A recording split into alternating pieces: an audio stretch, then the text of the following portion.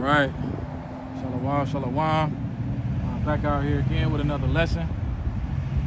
Prophesy against this wicked ass kingdom. Or should I say queendom? Esau eating the so-called white man. And today's lesson pretty much is going into Esau's proper place, Esau's lot. But first we want to face the east before we get into it. We want to give all praise, honor, glory to Yahweh, Bahashem, Yahweh Shah, Bahashem, Rakak Radash. All prayers and double honors to the elders and apostles of Great Millstone who brought up this truth many, many years ago, still to the day preaching us this truth. I want to say shalom to all the true believers, the men and the women that's learning, teaching, and seeking the Lord out with all sincerity and due diligence. I say to you all shalom. And again, back with another lesson. As I said before, today's lesson is about Esau's wife, Esau and his lot, man. You know, because in the book of Job, it speaks about the land of confusion, the land without any order. Roughly paraphrasing, we're going to grab that precept soon. But this, that goes into because things is all out of whack. Because once Yasharallah, the nation of Israel had went off, the Lord had set up caveman, men who are more violent than the earth, to be in power. You know, an arrogant, prideful man, the whole nation, to rule this earth, man, and they doing it the wrong way. Everything is all out of whack. The anti-Messiah, they go against everything the Lord stands for, and it's confusion here, because America is like Babylon. Babylon means confusion, and America would be the modern day Babylon, because America is one big pot of confusion with all these different religions, all these different laws that goes against the scriptures. Everything that Esau has set up is meant to confuse you, distract you, confuse you, just keep you in a low form, man. And that's what this man is here for. He's that vessel to dishonor. He's that vessel made for destruction as well. And but the first precept I want to grab right here is in Ecclesiastes chapter 10, verse 7. Out of the KJV, and it says, I have seen servants upon horses and princes walking as servants upon the earth. So who would those servants be? Those servants would be the modern day so-called white man Esau Edom and all these different nations. You know, they're riding on horses, they're leading the charge, right? Because the so-called white man is in power. But it never was supposed to be like that. We're going to get into it, because when Isaac gave the blessings, he gave Jacob the blessing to have all his brothers be servants unto him. But things are so much out of order, things are so confusing in this point right now that, you know, we have a man who's wicked, the most wicked man on this earth. You can read that in the book of Malachi. The most bloodthirsty, sinful man on this earth in power. And we seeing how this man is running the earth. And again, and it says, and princes walking as servants upon the earth. And who is the princes? That would be the nation of Israel, or Yasharallah. When you look up to where Israel goes, to prince of power, princes of power. Right? So Esau was designed to be inferior to the children of Israel. Right? But it's not like that. Right? Because everything is out of whack. You know, it's all completely out of order, man. Right? Right here, right before I get into the book of Genesis, Proverbs chapter 19, verse 10 out of NLT. It says, it isn't right for a fool to live in luxury or a slave to rule over princes. You see that? Who is that fool he's speaking of that's living in luxury right now? That's Esau, even the so-called white man. He's the one living in luxury. He's the one that controls everything right now down here on this earth by Yahweh Shah giving him the power to do so. But again, this man is leading the charge. He owns wherever you get your food from, he owns that. Wherever you get your clothing from, he owns that. Wherever you get your cars from, he owns that. Wherever you get your loans to the bank, he owns that. He owns every single thing, man. Right? And it says, or a slave to rule over princes. So who would that slave be? That would be the nation of Israel. Right? Who would be those slaves today to rule over the princes? Salakia, take that back. That would be Esau, the so-called white man. That would be the slave to rule over the princes, because the nation of Israel is the princes. Had that mixed up. Right, so let's read that again. It is a right for a fool to live in luxury. Again, that's speaking of Esau Edom. Right, Salakia. This says also, or for a slave to rule over princes. See that? The people who are really supposed to be slaves right now is Esau, even the so-called white man, not us. So the Bible even saying it isn't right. Something isn't right about this, man. Right? It's completely out of order. Everything is all out of whack. Because it's the caveman, the man that's more violent than the earth, the most arrogant, the proud man is ruling the earth right now. So everything is out of order. Right? So let's see how it's really supposed to be. Let's go to the book of Genesis chapter 27, verse 34 through 37. You know the story of Jacob and Esau. We're going to start at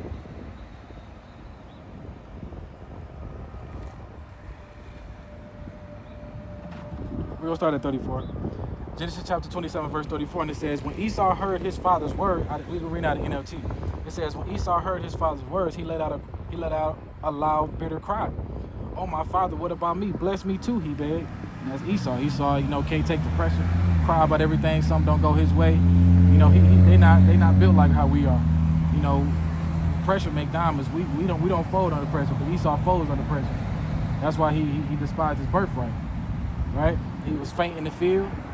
While Jacob was out there chilling and cooking, Esau was faint in the field, you know, running around doing all kind of wickedness. And he wanted, you know, he didn't care. He sold his brother's birthright for that red pottage. Right, but again it says, when Esau heard his father's words, he let out a loud and bitter cry. Oh, my father, what about me? Bless me too, he begged. Because, you know, Isaac had already blessed Jacob. You know the story. 35. But Isaac said, your brother was here and he tricked me. He has taken away your blessing. Even though, you know, I guess you can't say he tricked him, but it was all set up through the spirit of Yahweh because he knew how Esau was going to be. Esau despised his birthright. Esau was a cunning, deceitful hunter. So he wasn't right in the spirit. And so that's why the Lord set it up the way he wanted to. And you can see why, because if you look at the things it is today, as I'm saying, everything is anti-Messiah. Man-on-man marriage. You know, Esau would take the things that the Lord says, like the bacon or the seafood. He would take the things out of the ocean and put it on your plate. You know, you got guys going to all these fast food joints or restaurants getting a big order of bacon. You know, he took something such as the rainbow and gave it to the LGBTQ, the alphabet people, to make them feel special. But the rainbow was a sign that the Lord would never flood the earth by water again. Would never destroy the earth with water again. I think that's right. So he's taking everything that the Lord has brought upon us and was set up for us, and was set up for the nation of Israel, and he took it and twisted it and made it to his own liking. Like all his laws helps him justify his wickedness, right? So that's why, you know, he tricked, I guess you could say he tricked it, but like I said, it was already written. That's why Esau was tricked out of that blessing. I don't even want to say tricked, because like I said, it was written. That's why the Lord had the scenario set up to the way it was, because like I said, he knew Esau was not going to be right. Esau is set up for the vessel of destruction. The Lord is showing us how not to run this earth. That's why he got Esau in power, for us to be humble, to be in good graces with our power, and how not to rule this earth. Because when we get in this earth, and we get into rule, Israel, the prince of power, Yasharallah, when we get into power, none of it's not going to be ran like this. That's why, you know, Proverbs 29:2, when the righteous are authority, the people rejoice. When the wicked bear rule, the people mourn. Roughly paraphrase. So right now, everybody is mourning, man, because we're under the rule of the man that's supposed to be a servant, but we're under the rule of Esau, you know, so-called white man. So everything is, you know, the deforestation, animal extinction. You know, Esau will go overseas. You know, he's a cunning hunter, so he'll go overseas, hunt some animals, capture them, bring them back to America, put them in zoos, drug them up, put them in zoos so they can be petted. You know what I'm saying? All this fishing and taking the shark's teeth, taking the deer horns.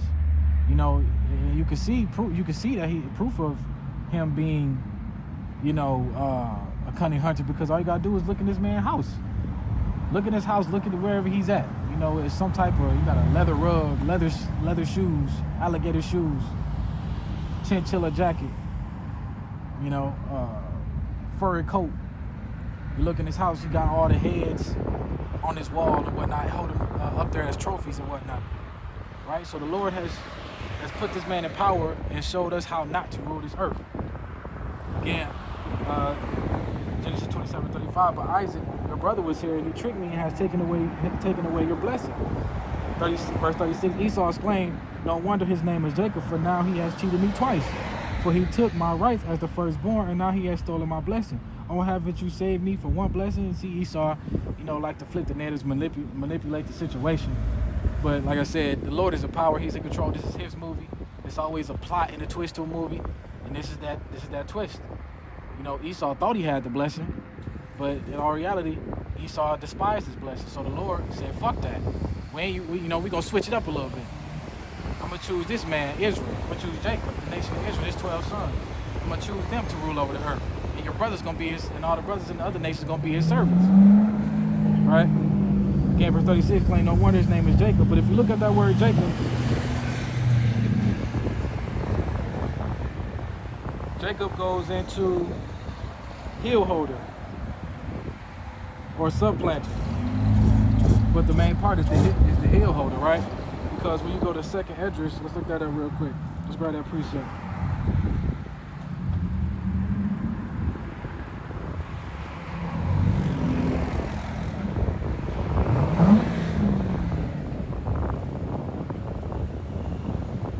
Right here, second Esdras, chapter 6, verse 9 and 10, it says, for Esau is the end of the world, and Jacob is the beginning that followeth. Verse 10 is the point. The hand of the man is betwixt the heel and the hand. Other question, X not, X thou not. See that? So that proves that Esau is the end of the world, and Jacob is the beginning that followeth. So that means Jacob is next man up. Right? So when this rulership is going down, and this earth is destroyed, when it says the earth is destroyed, it doesn't mean the actual earth is destroyed. It goes into a rulership. When Esau's rulership is down, Jacob is next man up, the nation of Israel, the prince of power, and everything will be in its rightful order. Right? So when you go into that word Jacob as a heel holder, you know, you go to second Esdras, you know, chapter 6, verse 9 to 10, and it shows that when, you know, Esau was born, also too, you can read that in the book of Genesis as well. When Esau was born, Jacob grabbed onto his heel. That's why he called it the heel holder. Let's get back to it. Verse 37 is the point. It says, Isaac said to Esau, I have made Jacob your master, and I have declared that all his brothers will be his servants. I have guaranteed him an abundance of grain and wine. What is left for me to give you, my son? So he gave everything to Jacob, right? Isaac gave everything to Jacob, man, the nation of Israel. Again, it says, if I have made Jacob your master, so we are supposed to be in power. You know that? You know what? You know, what am I trying to say? So yeah, so we are supposed to be in power, you know? But like I said, everything is all out of whack. I have made Jacob your master, I have declared all his brothers will be his servants. I have guaranteed him an abundance of grain and wine. What is left for me to give you? Verse 38, Esau pleaded, but don't you have only one blessing? Oh, my father, bless me too. Then Esau broke down and wept. Finally, his father Isaac said to him, you will live away from the richness of the earth and away from the dew of heaven above. You will live by your sword, and you will serve your brother, but you would decide to break free, and you would shake his yoke from your neck, and that's what's going on now. Esau broke free, and now he's in power through his sword. You know, because one of his blessings was the sword, and his sword goes into, you know, his weaponry, military might. You know, Esau takes everything by force. You know, nothing is done in an understanding way. You know, he's a warmonger. Lies, deceit, confusion. And that's how Esau gets everything, man. Through lies, deceit, confusion, war, pestilence, rape, rob, and murder, man. That's Esau. That's how he get his power. That's how he got his power here on the earth. He didn't do it the righteous way. Right? So let's go back. Oops, like it. We'll go back. Again, you know, I just read Genesis 27, we get right here again. Proverbs 19 and 10, it is a right for a fool to live in luxury or a slave to rule over his princes. And again, that's Esau, man. This isn't right. Something is not right, man. Everything is out of order. It's not supposed to be this way. Again, Ecclesiastes chapter 10, verse 7. I have seen servants upon horses. Who would those servants be? That would be Esau.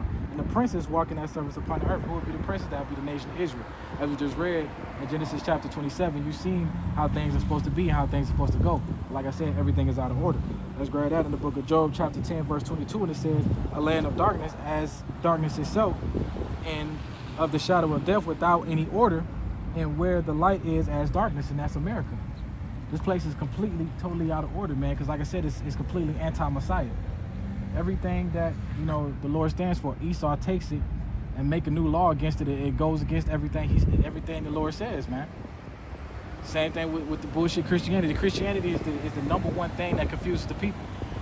It wants you to forgive and all these different things, but yet the same people that's telling you to forgive is the same people that is right out here confusing you, holding you under captivity, mentally and physically, you know, deceiving you.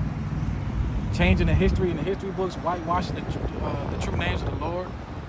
Job 9:24, the earth was given to the hand of the wicked, covered the faces of the judges thereof, and that's Esau.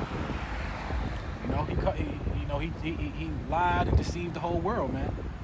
Right? How is he doing it? Through social media, through his history books, all his lies and philosophies, his deception, all these different things. Everything that he puts out in front of you, like I said, is set up to confuse you, dumb you down, deceive you. It's witchcraft, man. The whole social media thing is witchcraft. So that's why this place is without any order, and it's dark, because there's no light in this place except for the elect. It's just like Sodom and Gomorrah. It's just like, Babylon the Great. Everything was full of sin, full of wickedness. But they'll look at this here today, the people over there back in the day, they'll look at America right now and think that this is it's way worse than Sodom and Gomorrah. Look at the Epstein Island files, the kidnapping, sex trafficking. Them motherfuckers will literally go overseas to Africa and Haiti, kidnap, and bring back some of these Haitian and African kids just so they can build them up, fatten them up, and eventually kill them. Claim they gonna miss it, kill them, and put their blood inside their skin, adrenochrome. What else they would do? Kidnap the kids, take their organs and shit out of their body. Because Jake, our organs are very, very, very valuable. You know what I'm saying? They'll literally take them, kidnap them, take the organs out, and then sell them on the black market. And that's why a lot of times you see on your license it says, "Oh, do you want to be an organ donor?" That's a setup. Most people who are organ donors end up dead somewhere, getting their ass killed, and their organs being ripped out their body. So again, Job 10:22 kind of ran on a rant a little bit. A land of darkness as darkness itself, and the shadow of death without any order, and where light is as darkness. See, so having this knowledge, wisdom, understanding, we can see this shit is out of whack. We can see everything is anti-Messiah. We can see that the things is not right how it's supposed to be. See, down here on earth, in order for us to even be rich, in order for us to have, some type of power, some type of status, we have to sell out our power, man. We have to sell out Yahweh, Yahweh. We have to debunk the names, and that's what a lot of these guys doing. If in order for them to get that status in that bag that they want and to live the lifestyle of Esau, even the so-called white man, they had to be sellouts. They don't call them the true names no more. They lying on the Bible, lying on the scripture, saying that all the Gentile nations can be saved. Lying is saying that some of the disciples have fell out the truth, saying that Yahweh Shah is nothing but an idol. He's nothing meant to be worshipped or praised. And these guys are the same, still calling on Jesus Christ, coming in on horses, having big, huge parties as the Passover. All these different things, man. These guys are the ones who took that bag. So in order for us to even get some type of status, which we're not looking for, in our reality, before we came into the truth we were, but in order for us to get some type of status, we get some type of wealth, we have to sell out our power, sell out ourselves. Esau is the type of man, we'll give you this money, but you have to be a fool for it. You have to do some foolish things. You have to make all these sacrifices. We all wanted to be a football player, or athlete, or entertainer, or something huge, but it's a sacrifice behind it that you have to do. It's this movie called Him that I was watching with Marlon Wayans. I was a quarterback, USFL quarterback. They can't call it NFL, so it's a USFL quarterback. He showed him the truth behind it. He had to sacrifice his blood, sacrifice his family, sacrifice himself, his body. Every time he got hurt, they gave him a cortisone shot, if I'm saying that right. All these different things, man. And at the end, he came out on top. But it took him through, some mind-fucking shit. And that's how it is, man. Esau would literally mind-fuck you completely. And that's what he's doing now, like I said, with his media, through all his lies and deception and his history, his lies and philosophies, all this shit, man. It's set up to confuse you. And if you ain't right in the spirit, you don't have this true knowledge, wisdom, understanding, you'll be just like these 2/3 niggas out here. Just following the ways of these people, just doing whatever the hell they want to do, thinking how they want to think, not trusting in the Lord, trusting in themselves, trusting in their oppressor. All that, man. All right? Wisdom of Solomon, chapter 8, verse 1. It says, wisdom reaches from one end to another. Let's read that again. Wisdom of Solomon, chapter 8, verse 1. It says, wisdom reaches from one end to another mightily, and sweetly doeth she order all things. Listen, that. So wisdom, if you look at the word wisdom, her name is Sophia. They call her Sophia. Right? So Yahweh would be our father. Sophia would be our mother, big sister, either or. And Yahushua would be our big brother. Wisdom is the one that put us on game. Right? Very important to have true wisdom. But again, wisdom of Solomon, chapter 8, verse 1, wisdom reaches from one end to another mightily, and sweetly doeth she order all things. So, this wisdom is meant to go forth and set everything in order. That's why we out here prophesying. Right? Because what we're doing, we are part of everything being put in order by doing our part. Coming out here being speakers and being messengers for Yahushua. Right? This is our purpose. And our purpose is to come out here and teach. Our purpose is to come out here and be messengers for the Lord. Bring out his word, promoting his name. Preaching repentance. Preaching what salvation is. Preaching where salvation truly comes from, who we are. What's the true names of the Lord. The downfall of this place. And we helping putting everything back in order. And the wisdom that goes into this word too. So the wisdom is going from one end to another. And it's spread throughout the whole earth. It has to be spread throughout the whole earth because we were scattered abroad. So wisdom is allowing us. It's an Israelite in every from four ends in each corner, four ends of the earth. It's an Israelite everywhere, man. And there's always somebody out there teaching. So this knowledge is being spread out completely, so this word can get out. And who the wicked man is, who the true names of the Lord is. What salvation is, how to repent, all these different things, man. So again, Wisdom of Solomon chapter 8, verse 1. It says, wisdom reaching from one end to another mightily, and sweetly doeth she order all things. So again, it's meant to go forth and set everything in order. Esau, and like I said, Esau to be a servant unto Israel, as we read in Ecclesiastes chapter 10, and also in the book of Genesis chapter 27, verse 34 to 37, man. Right? Matthew 24 and 14. And it says, and this gospel of the kingdom shall be preached in all the world for a witness unto all nations. Then the end shall come, and when that end shall come, when the end shall come, Israel having that power seat. So before we get into that power, the truth about the so-called white man, the truth about the truth about the Bible, the truth about Yahushua, the truth about the nation of Israel, who the true Jews are, the truth is coming out and spreading exceedingly from one end to the earth mightily. Because that's the order going out. That's the order it's really supposed to be in, man. We preaching that. We teaching that. Right? So that's why this word has to be spread throughout the whole earth. There's not going to be no excuses. Everybody is going to get a chance to hear those names. There's not going to be no excuse. Oh, I didn't know this. I didn't know that. Everybody's going to hear the true names, Yahweh and Yahushua. But a lot of people ain't going to believe because the Lord is going to keep them blinded. Right? So with this wisdom, this knowledge, wisdom, understanding going out, we are preaching the downfall of this place and putting things in order, man. But the main person who's going to set everything in order is Yahushua.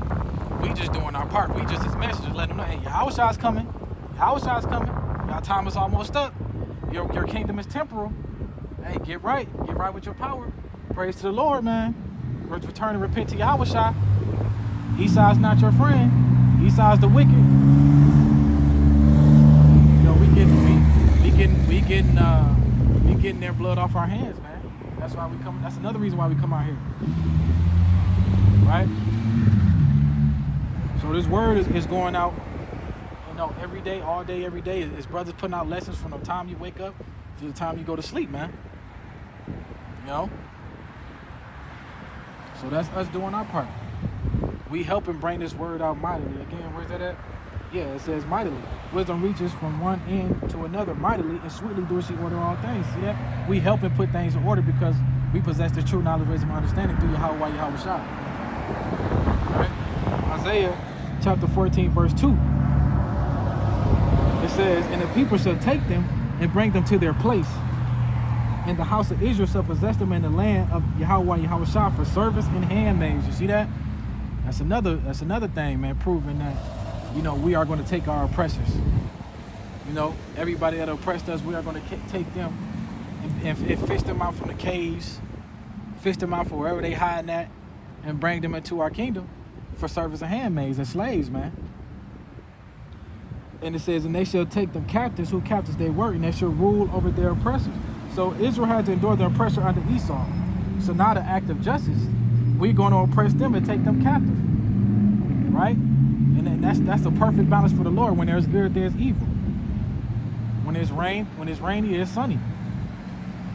When there's war, there's peace. It's a balance. The Lord says it's a false balance. It's an abomination to the Lord. So it's only right that, you know, Esau goes back into his rightful lot. He's not going to rule forever. We know through the Spirit and through knowledge, wisdom, understanding that this place is temporal. We know that his kingdom is temporary. And besides, we glad that this place is temporary, because who the fuck want to live here? If this place was here 100 more years, everybody would be dead, man, because Esau has polluted the earth so goddamn much that you got people killing themselves because they're depressed. You know, you got things of daylight saving time, to where in the wintertime, you look at the winter times, man, it's all dark and gloomy all the time, man. It's never really no sun out during the wintertime, and people get depressed during those times. You know, Esau got people want to jump off the buildings, kill themselves. Got people talking, acting crazy, not knowing how to understand and conversate, be logical and be understanding. Everybody want to fight and be hard and, you know, be prideful and arrogant. It's all about status and power and shit, man. Esau got everything fucked up, man. And that's why this man got to go. But again, let's read Isaiah 14:2, and again it says, the people should take them and bring them to their place. Now when you look at that word place, that's Esau being put in his actual place. When you look at the word place in the Strong's definition, it says properly a standing, a spot, but widely used of a locally general or specific, also figuratively of a condition of body or mind, country, home, open place, room, space. So basically we're gonna use which one? We're gonna use this one. A spot, but used widely of a locality, if I'm saying that right, locality, general or specific. And Esau's specific place and specific spot is to be under the nation of Israel, right? The condition line under the foot of the nation of Israel. He said Esau fall is nothing random. It's pretty much it's predestined, right? Just like we were predestined. Esau's downfall is predestined, right? Hopefully that makes sense. I think I looked that up right, the word. Let's go to Psalms chapter 18, verse 37 to 38. It says, I have pursued my enemies. Who will be our enemies? Let's go to Psalms chapter 83. It'll show you who your enemies are. So I have pursued my enemies and overtaken them. Neither did I turn again to terror to Psalm. This is King David speaking. I have wounded them that they were not able to rise. They are falling under my feet. And that's the Lord, man. The Lord is going to wound Esau and these other nations. So Esau, basically we're going to go into Esau. Esau so bad that he would not be able to rise again. This is Esau's final stand in this last stand of the kingdom. Right? It's his final stand, man. Because once the Lord destroyed this place this time, it's not going to be no other rise for the so-called white man. This place will never be able to rise up again. It's going to be a complete wasteland. And then after 1,000 years of hardcore slavery in the kingdom, they will never be able to rise up again. They're going to be wiped completely off the face of the earth. Everything that this man stands for, all his infrastructure, all his lies of philosophy, everything, his lies of deception, everything that Esau brings and represents will be completely destroyed once the Lord wipe him off the face of the earth forever. Death, famines, all that shit, man. Because like I said, right now this man has everything out of whack. Everything's completely out of order. But as I said before, you know, his fall ain't random, because Egypt fell, ancient Rome fell, the Syrian Empire fell, Babylon fell, and Egypt, I think I already said Egypt. Now America's gonna fall as well. America's no different. The Lord is showing you America ain't shit by just showing his power right now, how Iran is over there kicking America's ass. You know what I'm saying? They keep going back and forth because they don't want Iran to have the nuclear missiles, but Iran single-handedly is handling America by itself. Without, I mean, it's Russia and China and them is helping, but by giving them drones and weapons to help fight the war over there in the Middle East. But They haven't chipped in yet by shot their arrows, the modern day arrows, which would be the nuclear missiles yet. But just wait until China, North Korea, Iran, and Russia all them team up with each other to go against America. It's going to be completely destroyed. Like I said, it's nothing random. It's predestined. Right? And that's how when King David was talking, I have wounded them that they were not able to rise. How the Lord is going to wound this place that they are not able to rise with World War III, the nuclear missiles. The nuclear missiles going to wipe this place completely off this earth, man. Right? Completely off this earth. He's going to fall under the nation of Israel, and then Esau will be in his rightful lot when we get into the kingdom. And Esau is in those chains. That's Esau's rightful lot. Not how it is right now. Isaiah chapter 2, verse 4, and he shall judge among the nations, and he shall rebuke many people, and they shall beat their swords into plowshares and their spears into pruning hooks. Nation shall not lift up nation, neither shall they learn war anymore. You see that? What was Esau's blessing? Esau's blessing was the sword. So if you read this again, this is Esau being Esau is a metaphor for Esau being put into slavery. Again, Isaiah chapter 2, verse 4, I'm going to say this again. Esau's blessing was the sword, his power, all these different things. But listen to this. And he said, he shall judge among the nations and shall rebuke many people, and they shall beat their swords into plowshares. Now, again, who blessing was the sword? Esau, even the sword called white man. But the Lord said they shall beat their swords into plowshares and their spears into pruning hooks. So when you look up the word plowshares and pruning hooks, those are garden tools, which basically represents labor.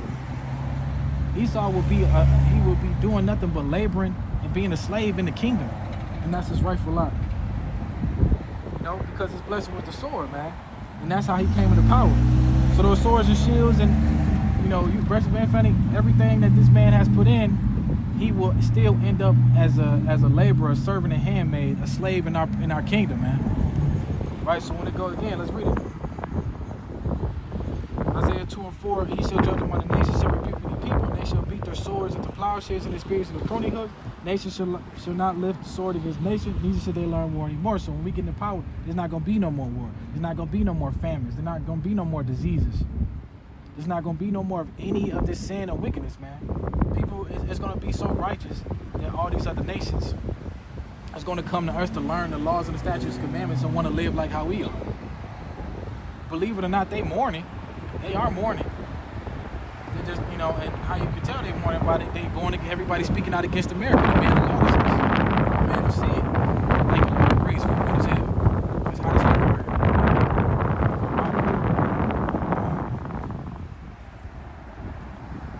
And that's why Esau got to get put off the face of the earth. And Esau is like a modern day cancer, man.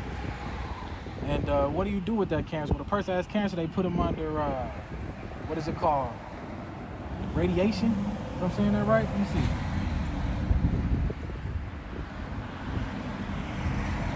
I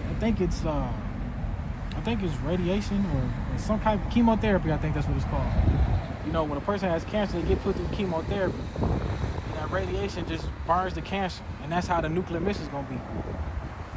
Esau is a cancer. The Lord is going to cleanse and burn that cancer with those nuclear missiles. And Esau is going to be wiped off the face of the earth after 1,000 years of being enslaved, man. Right? And that's his lot. Esau's rightful lot is literally to be under us as servants and handmaids. Because like I said in the beginning, man, everything is completely out of order. Completely out of order. And that's why Job was speaking of the land of confusion, the land without any order. And that's speaking of America. So that was pretty much it. Just wanted to bring that out. Hey man, the time is almost up. Esau ain't gonna be in power forever. This is just temporal, man. It's just temporary. Soon he's gonna go back to his rightful lot, to where he's truly supposed to be. But again, the Lord willing, that less was edifying. We're gonna turn and face the east. And we're going to give all praise, honor, glory to Yahweh, Bahashem, Yahweh Shah, Bahashem, Rakak Wadash. Again, all praise and double honors to the elders and apostles of Great Millstone, who brought out this truth many, many years ago, and still to this day preaching this truth. Again, I pray the Lord that this lesson was edifying. Shalom.